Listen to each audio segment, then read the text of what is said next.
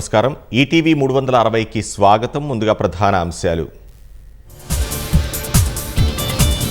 నేడు రాష్ట్ర ప్రభుత్వంతో 16వ ఆర్థిక సంఘం భేటీ. పన్నుల ఆదాయం, గ్రాంట్లను ప్రస్తావించనున్న సర్కార్.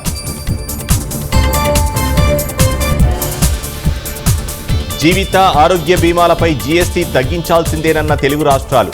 సామాన్యులకు ఊరట ఇవ్వాలని కౌన్సిల్కు విజ్ఞప్తి. భారీ వర్షాలు, వరదలతో ఖమ్మం జిల్లాకు 418 కోట్ల మేర నష్టం. ప్రభుత్వానికి ప్రాథమిక నివేదికలు పంపిన అధికార యంత్రాంగం. అక్రమ నిర్మాణాల కూల్చివేతపై వ్యూహం మార్చిన హైడ్రా. ఎఫ్టీఎల్, బఫర్ జోన్ల పరిధిపై రీసర్వే చేయాలని నిర్ణయం.